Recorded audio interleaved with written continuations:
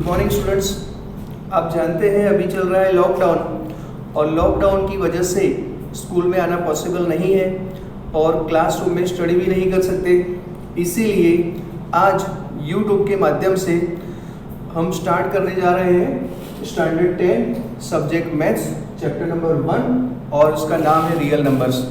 Real number start करूँ उससे पहले एक चीज़ एक्सप्लेन कर दूँ कि अगर स्टैंडर्ड 9 के स्टूडेंट भी ये लेक्चर देख रहे हैं तो उनके लिए फर्स्ट लेक्चर काम में आएगा, क्योंकि उनका फर्स्ट चैप्टर है नंबर सिस्टम और नंबर सिस्टम के अंदर भी रियल नंबर्स हमें एक्सप्लेन करने का होता है, तो उनके लिए भी ये आज का लेक्चर काम में आएगा।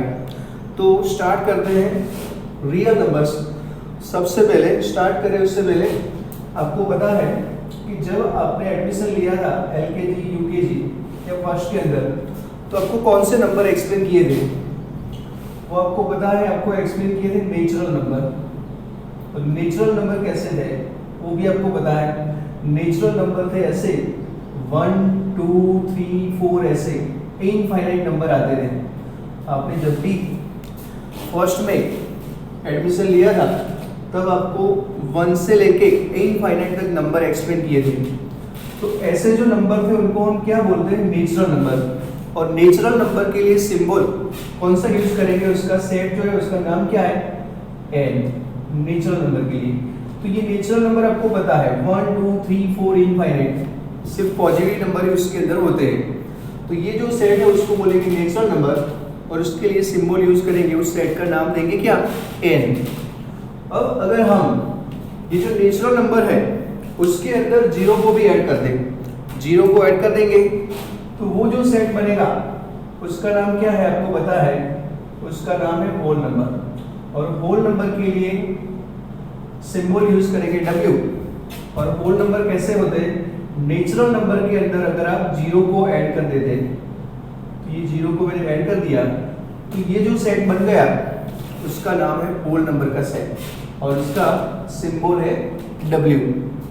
अब उसके बाद अगर आपकी नेचुरल नंबर के अंदर ये जो नेचुरल नंबर दिख रहा है उसका जो सेट है उसके अंदर नेगेटिव नंबर भी ऐड कर देते हैं तो वो जो सेट बनेगा उसका नाम क्या होगा? इंटीजर्स। तो थर्ड वाला आएगा इंटीजर्स। इंटीजर्स के लिए उसका जो सेट है उसके लिए सिंबल यूज करेंगे Z लाइन के ऊपर से बना हुआ है।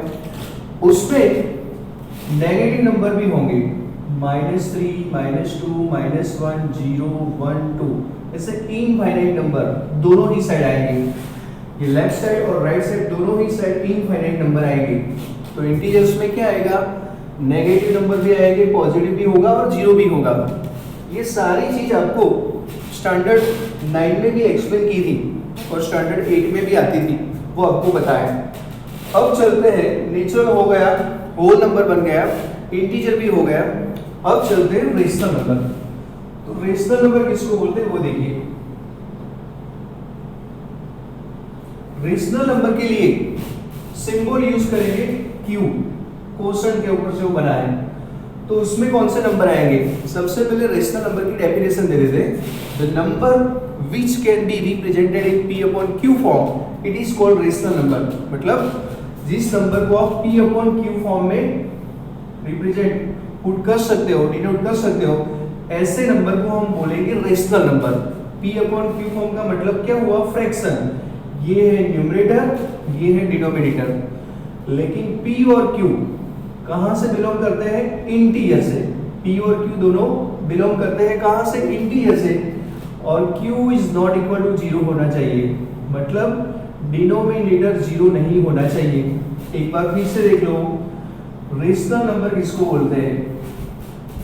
The number which can be represented in P upon Q form it is called rational number. जिस नंबर को P upon Q फॉर्म में रख सकते हैं उसको हम क्या बोलेंगे? Rational number. रेशनल नंबर मतलब ये है फ्रैक्शन, न्यूमरेटर और डिनोमिनेटर से जो बनता है उसको बोलेंगे फ्रैक्शन। तो जिस नंबर को आप फ्रैक्शन के अंदर एक्सप्रेस कर सकते हो ऐसे नंबर को हम रेशनल बोलेंगे। लेकिन कंडीशन क्या है? P और Q इंटीजर होने चाहिए और ये डिनोमिनेटर जो दिखता है वो 0 नहीं होना चाहिए। तो अब देखते हैं आगे। ये रेशनल नंबर क्या है वो तो आपको पता चला, लेकिन ये फर्स्ट से हम स्टार्ट करते हैं। नेचुरल नंबर से मैं स्टार्ट करूं तो ये वाला जो फर्स्ट वाला जो नेचुरल नंबर है उसको हम रेशनल मानेंगे कि नहीं मानेंगे? तो रेशनल के लिए डेफिनेशन क्या थी? अगर आप इसको फ्रैक्शन में डिनोट कर सकते हैं तो हमें मानने का कि ये वाला नंबर क्या है, रेशनल नंबर है।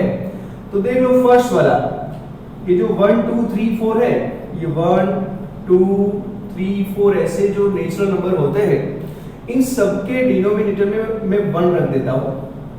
सबके डिनोमिनेटर में देखिए 1 रख दिया तो 1/1 ये क्या बन गया? P/Q। ये P है, ये Q है, P/Q, P/Q, P/Q।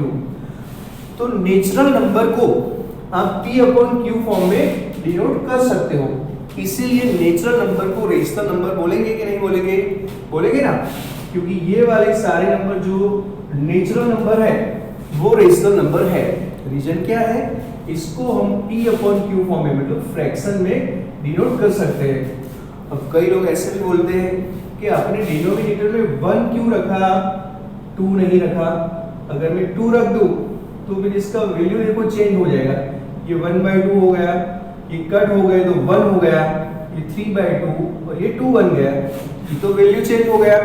इसीलिए मैंने क्या किया, यहाँ पे सबके डिनोमिनेटर में 1 रख दिए और वैल्यू भी चेंज नहीं हुआ, और P/Q मतलब न्यूमरेटर और डिनोमिनेटर, इसमें मैंने इसको एक्सप्रेस कर दिया।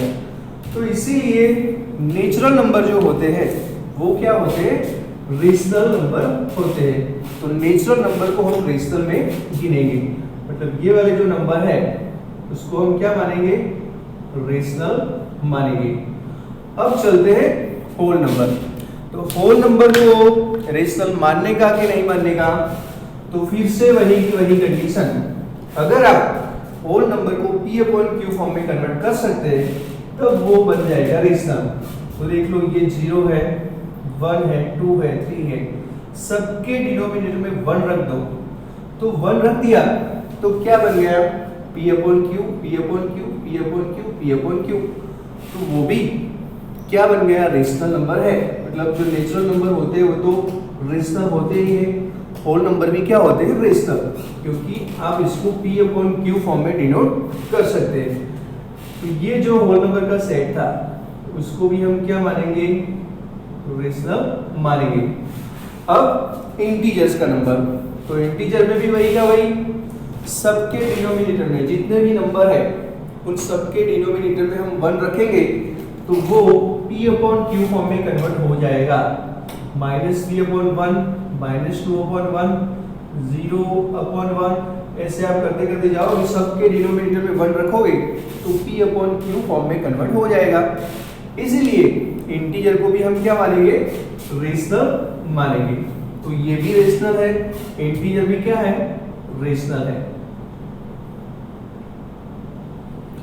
और ये तो रेशनल का सेट है ही। अब देखिए natural number, whole number, integer number, ये सारे नंबर क्या बन गए? रेशनल है। इसको हम रेशनल में इसको रेशनल कंसीडर करते हैं। क्यों? रीजन आपको पता है कि इसको आप फ्रैक्शन में डिनोट कर सकते हैं। अब देखिए इन सब नंबर को छोड़ के दूसरे भी बहुत सारे नंबर होते हैं, जैसे कि ये 2 और 3 है, ये 1 और 2 है, ये -3 और -2 है। कोई भी दो नंबर के बीच में इनफाइनाइट नंबर होते हैं, जैसे कि 2 और 3 के बीच में आपको पता है 2.1, 2.2, 2.3, 2.11, 2.111, 2.112, 3 और 4 के बीच में 3.1, 3.5, 3.6, 3.7, जैसे इनफाइनाइट नंबर होते हैं, पॉइंट वाले नंबर, जिसको आप क्या बोलते थे?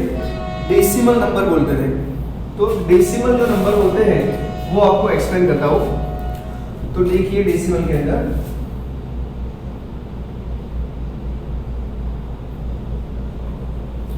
डेसिमल नंबर जो होता है उसका एक्सप्रेशन 3 टाइप का होता है।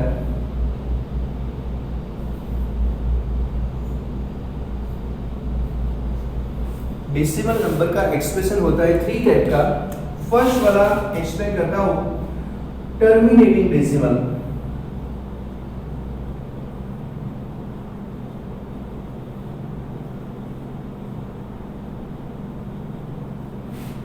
दूसरा जो है उसका नाम है नॉन टर्मिनेटिंग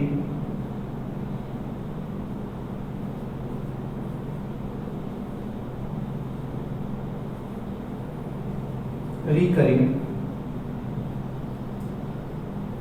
और थर्ड वाला है नॉन टर्मिनेटिंग नॉन रिकरिंग।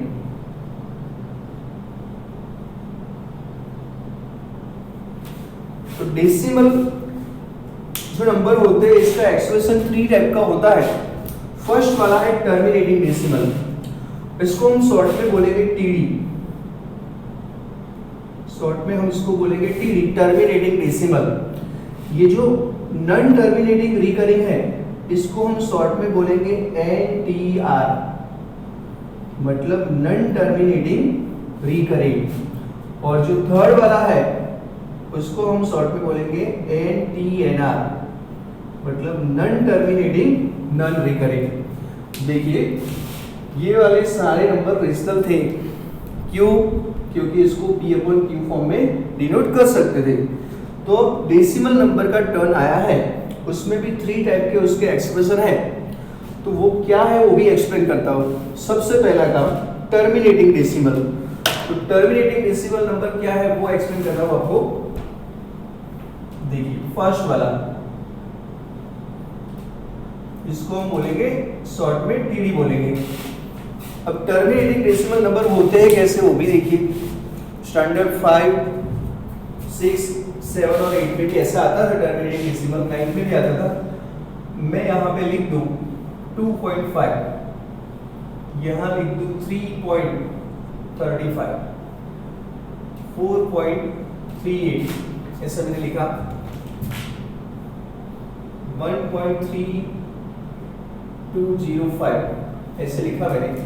तो ऐसे जो नंबर होते हैं उसमें देखिए इसको टर्मिनेटिंग डेसिमल क्यों बोलते हैं, टीडी इसको क्यों बोलते हैं, उसका रीजन देखिए। टर्मिनेटिंग मतलब खत्म हो जाना, डेसिमल मतलब आपको पता है कि पॉइंट। डेसिमल पॉइंट देखो, इस नंबर को, ये वाले नंबर टीडी है, इसका रीजन क्या है? ये जो डेसिमल पॉइंट आपको दिखता है उसके पीछे जो डिजिट है ना उसको आप काउंट कर सकते हैं।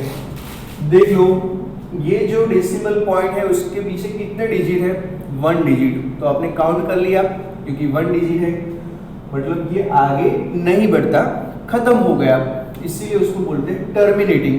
टर्मिनेट मतलब खत्म हो जाना, तो ये एक डिजिट के बाद आगे नहीं बढ़ता, इसीलिए वो टर्मिनेट हो गया। और यहाँ पॉइंट है इसीलिए बोलेंगे डेसिमल। तो ये टर्मिनेटिंग डेसिमल नंबर हुआ। 2.35 डेसिमल पॉइंट के पीछे डिजिट को आप काउंट कर सकते हैं, कितने डिजिट है? 2 डिजिट। 2 से आगे नहीं बढ़ता, खत्म हो गया, मतलब टर्मिनेट हो गया, इसीलिए टर्मिनेटिंग हुआ।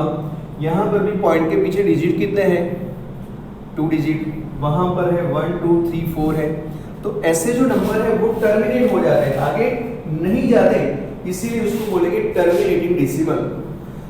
तो ऐसे नंबर को हमें रेशनल कंसीडर करना कि नहीं करना?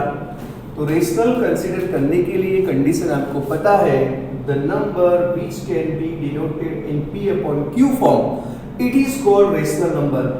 तो अगर इसको आप P अपॉन Q फॉर्म में कन्वर्ट कर सकते हैं तो हम इसको रेशनल मानेंगे। तो चलो स्टार्ट करते हैं कि ये P अपॉन Q फॉर्म में कन्वर्ट होता है कि नहीं होता। तो फर्स्ट वाला 2.5 है, इसको मैं ऐसे लिख दूं 25/10। तो आपको पता है वो चलता है क्योंकि डेसिमल पॉइंट के पीछे 1 डिजिट है, तो आप यहाँ पे 10 रखते हो, पता है। स्टैंडर्ड 6 से और 8 में भी आता था ऐसा। 335 है, पॉइंट के पीछे 2 डिजिट है, तो हम क्या रखेंगे? 100। यहाँ पे 438 क्या रखेंगे हम? 100। यहाँ पे 13205, यहाँ पे क्या रखेंगे हम? 1, 2, 3, 4 है, तो कितने जीरो रखने के आपको? 4। तो देख लो आप 2.5 था, उसको मैंने कन्वर्ट कर दिया P अपॉन Q फॉर्म में कन्वर्ट कर लिया। तो देख लो ये P अपॉन Q इसका हो गया, ये है न्यूमरेटर, ये है डिनोमिनेटर। ये भी P अपॉन Q फॉर्म में कन्वर्ट हो गया, ये भी देखिए P अपॉन Q फॉर्म में हो गया, और ये भी बन गया। मतलब जितने भी टर्मिनेटिंग डेसिमल नंबर होते हैं इसको आप easily P upon Q form में डिनोट कर सकते हैं। इसीलिए जो TD नंबर है, टर्मिनेटिंग डेसिमल नंबर है, वो सारे नंबर क्या है, रेशनल है। तो हम इसको क्या मानेंगे, ये जो टर्मिनेटिंग डेसिमल नंबर है इसको हम क्या मानेंगे, रेशनल मानेंगे, क्योंकि जो TD है वो रेशनल नंबर होता है। रीजन क्या होता है, इसको P अपॉन Q फॉर्म में डिनोट कर सकते हैं।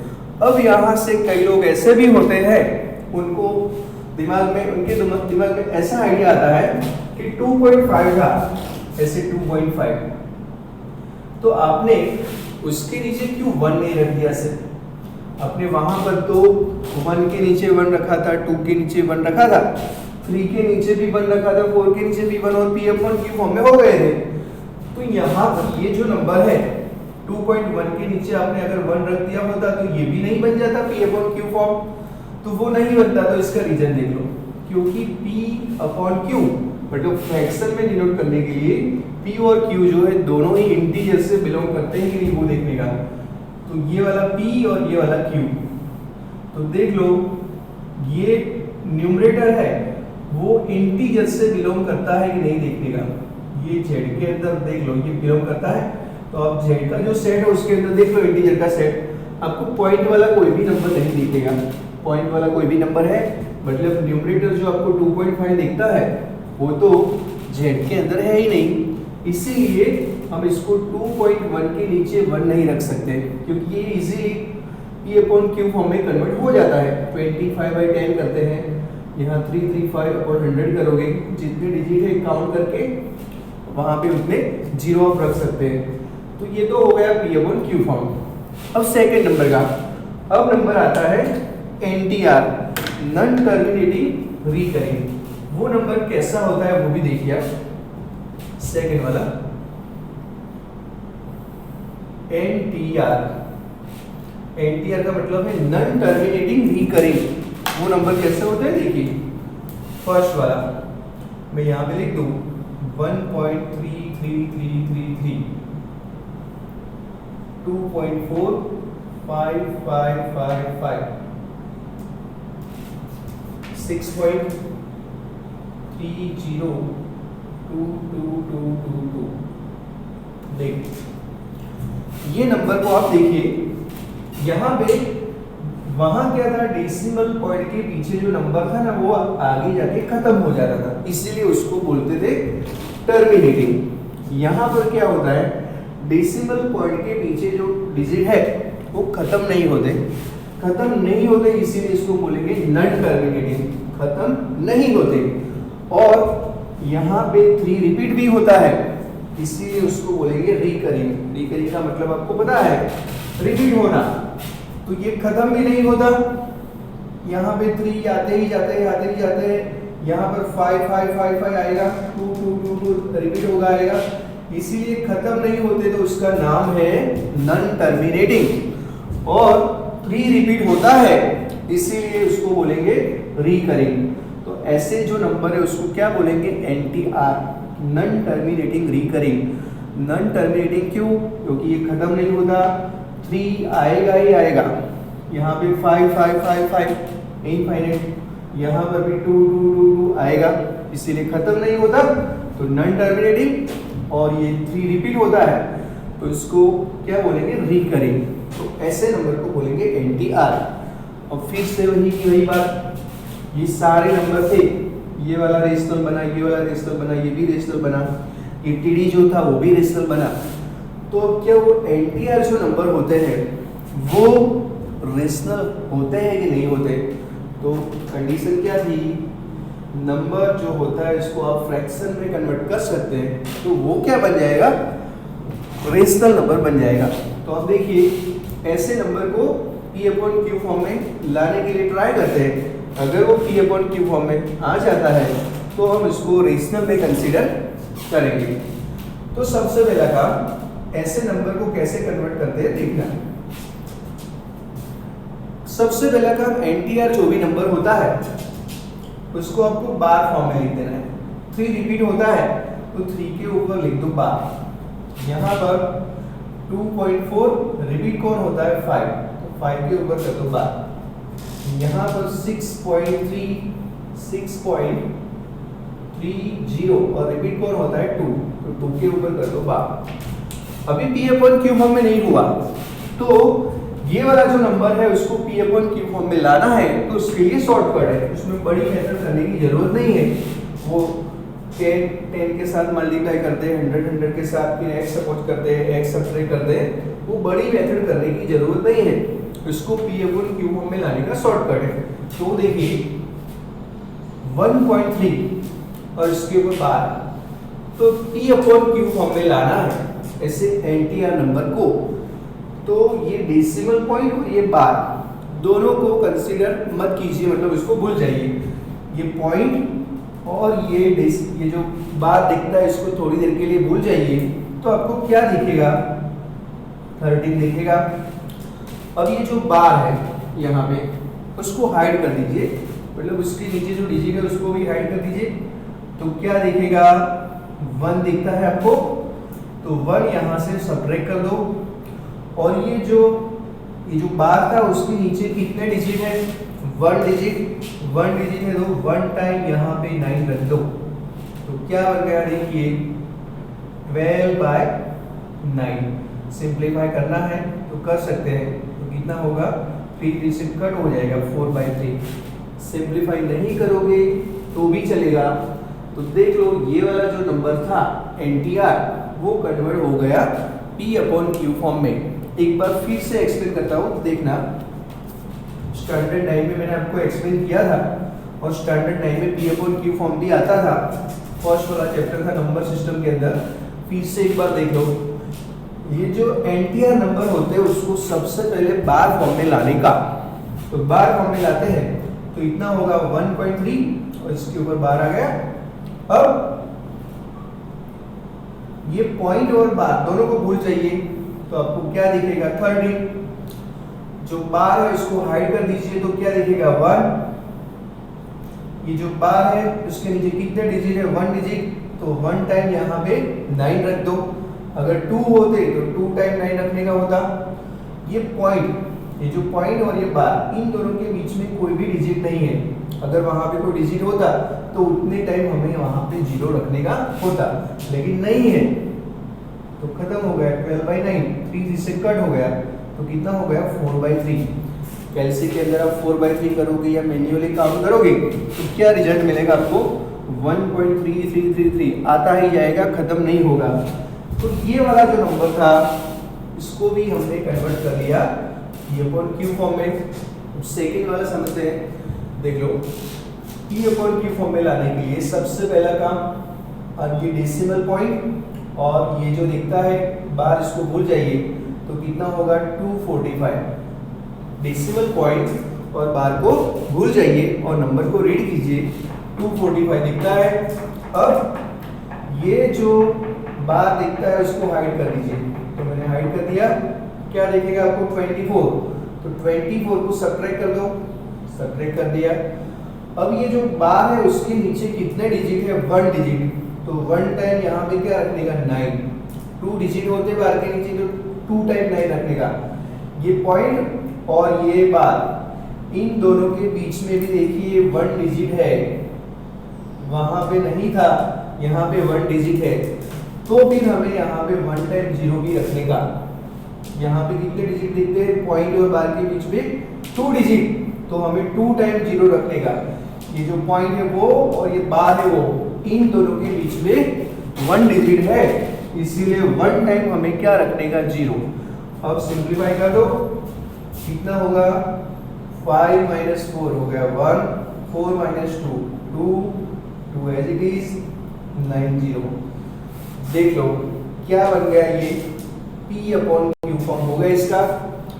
तो ये जो एनटीआर नंबर है इसको p अपॉन क्यू फॉर्म में लाना है, तो ये वाली मेथड है, शॉर्टकट आपके लिए काम में आएगा। थर्ड वाला यहाँ पर दिखता है नहीं दिखता, मैं वो भी चेक कर लेता हूँ। तो यहाँ पर आपको दिखता है, इस नंबर को p अपॉन क्यू फॉर्म में लाना है, तो सबसे पहला काम पॉइंट और ये बात सबको भूल जाओ, तो क्या दिखेगा 6302 इतना हुआ।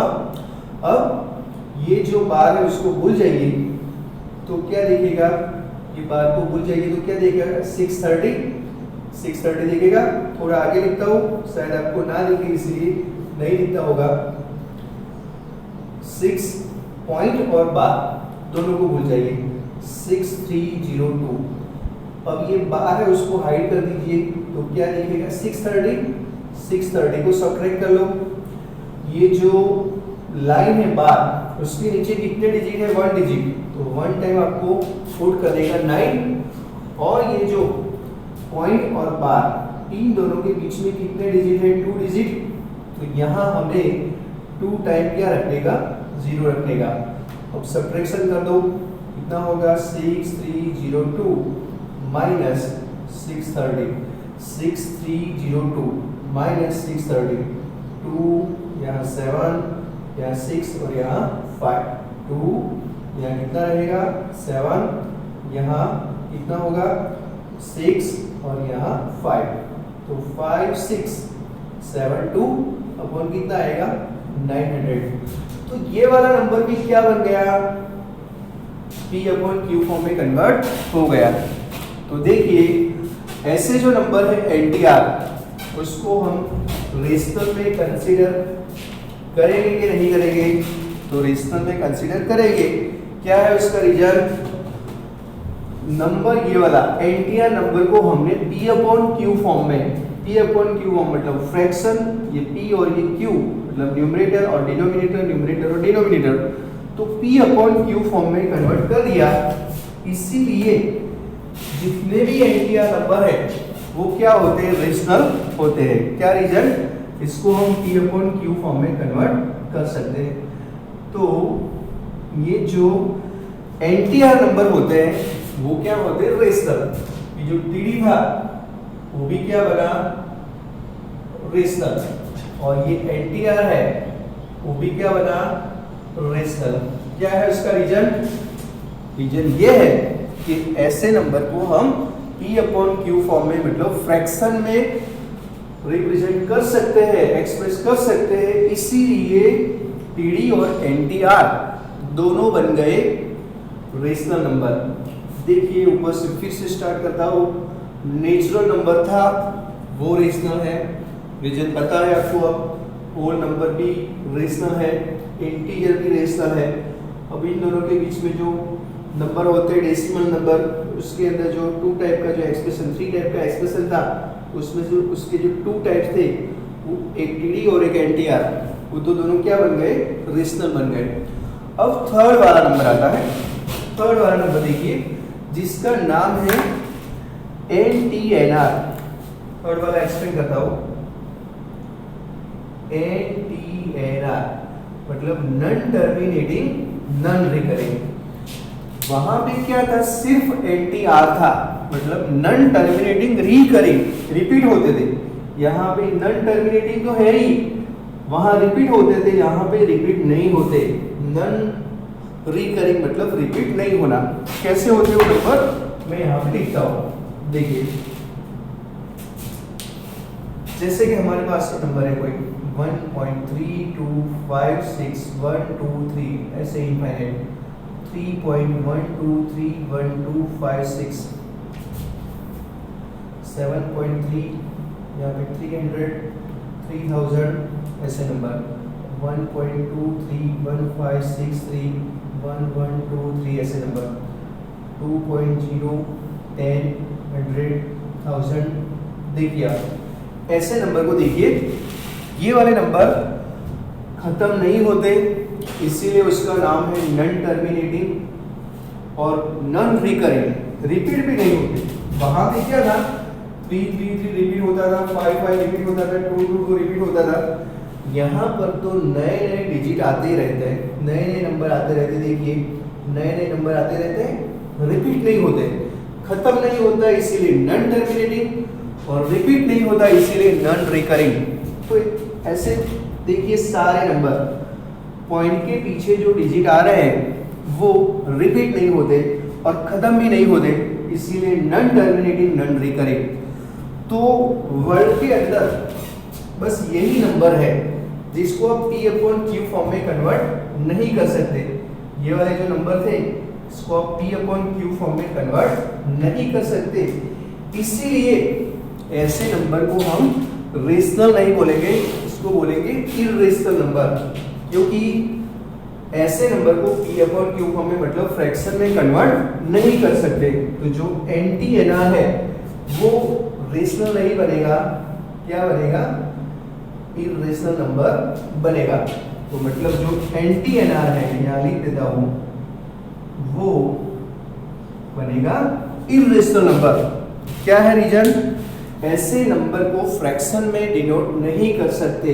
देख लो, PD को आपने p अपॉन क्यू फॉर्म में कन्वर्ट कर दिया, इसको p अपॉन क्यू फॉर्म में कन्वर्ट कर दिया, लेकिन NTNR p upon Q form मतलब फ्रैक्शन में डिनोट नहीं होता, इसीलिए ऐसे नंबर को रेशनल नहीं बोलेंगे, क्या बोलेंगे? इर्रेशनल। तो अब इर्रेशनल के लिए उसका सेट यहाँ पे लिख देते हैं। इर्रेशनल के लिए तो फिफ्थ वाला,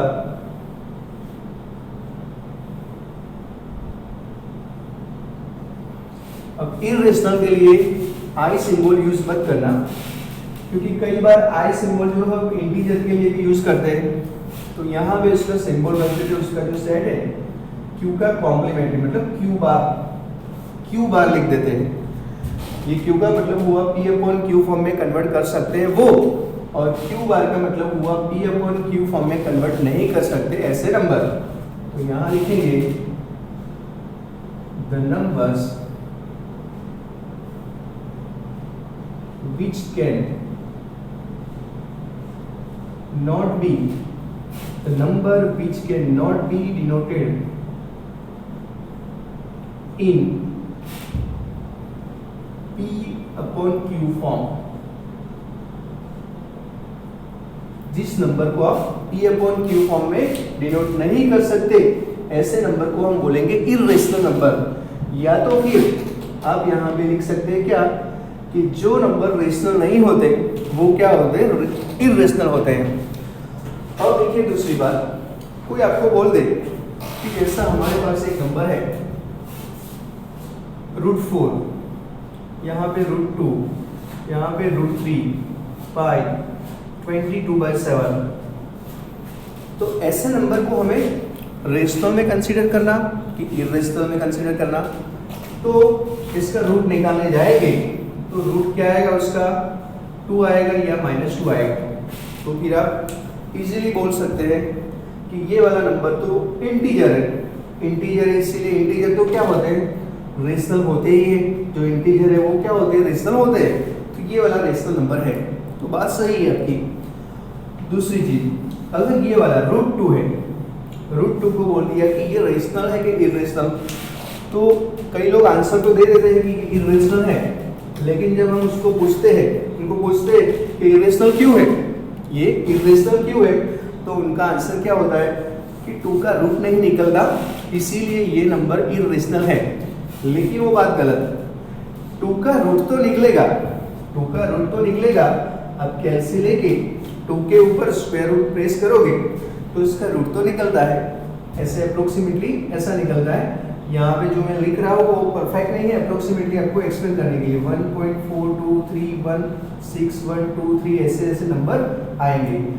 ऐसे इसका जो डेसिमल एक्सप्रेशन है ना वो क्या बनेगा? NTNR बनेगा। अगर इसका डेसिमल एक्सप्रेशन NTNR बनता है तो इसको p अपॉन q फॉर्म में नहीं रख सकते, इसीलिए √2 को क्या बोलेंगे? Irrational number. फिर से एक बार किसी को भी पूछते हैं या तो फिर √3 की बात करते हैं तो कि ये वाला नंबर रेशनल या इर्रेशनल, तो सामने से आंसर मिलता है इर्रेशनल। लेकिन पूछते हैं कि क्यों इर्रेशनल है, तो वो रीजन ये देते हैं कि इसका रूट नहीं निकलता। ऐसा नहीं बोलने का, वो आंसर गलत। आपको ऐसा बोलने का कि ये जो √3 है उसका डेसिमल एक्सप्रेशन मतलब इसका रूट निकालने जाओगे आप तो इसका डेसिमल एक्सप्रेशन NTNR बनेगा। NTNR होता है इसीलिए p अपॉन q फॉर्म में मतलब फ्रैक्शन में डिनोट नहीं कर सकते, that is why it is called irrational number. तो ये वाला क्या हुआ? Irrational number.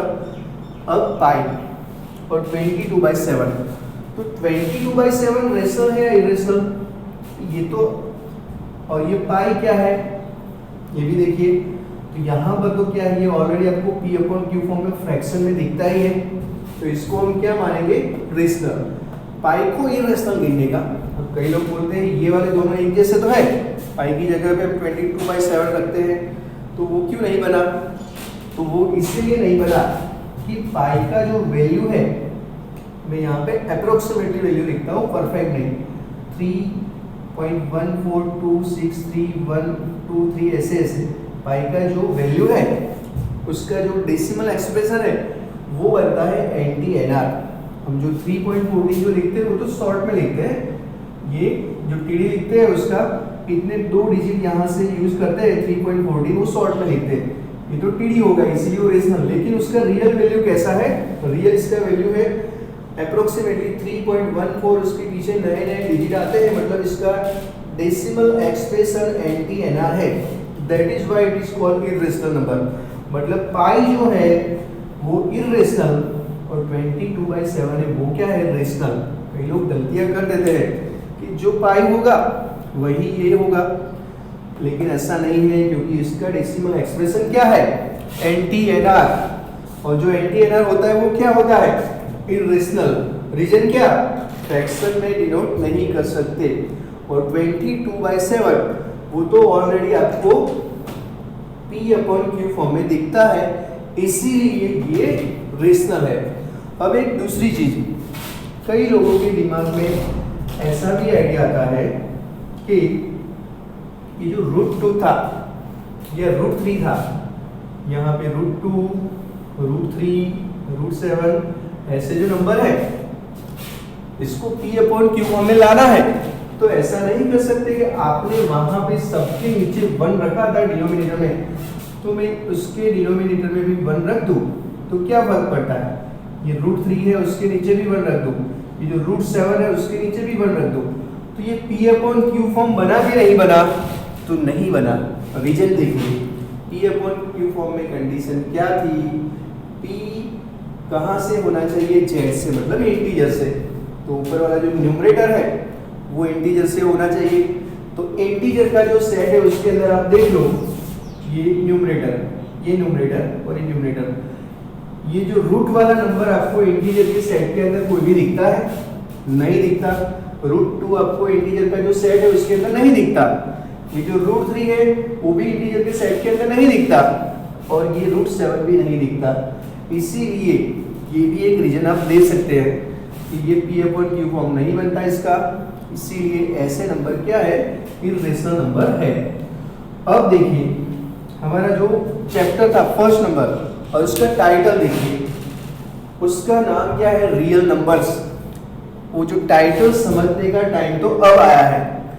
रियल नंबर्स किसको बोलते हैं, आपको natural number, whole number, integers, decimal के अंदर भी 3 टाइप के उसके एक्सप्रेशन थे, वो एक्सप्लेन कर दिया। रेशनल क्या है, इरेशनल क्या है, वो भी एक्सप्लेन कर दिया।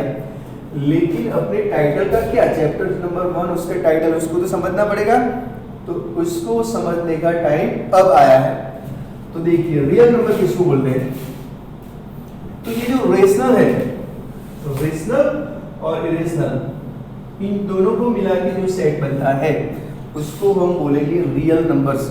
रियल नंबर के अंदर रेशनल नंबर भी होते हैं, इरेशनल नंबर भी होते हैं। तो रियल नंबर का सेट क्या बनेगा, उसके लिए सिंबल कौन सा यूज करेंगे, कैपिटल R। रियल नंबर्स, जो अपना जो चैप्टर का नाम था उसके लिए सिंबल यूज करेंगे R। R के अंदर क्या आएगा, रेशनल भी आएगा, इरेशनल भी आएगा, दोनों का यूनियन। तो ऐसे लिखेंगे Q और Q बार दोनों को मिला देते हैं, मतलब दोनों का यूनियन करते हैं, तो इसको बोलेंगे रियल नंबर। जो हमारा चैप्टर का जो टाइटल था वो समझिए एक बार फिर से।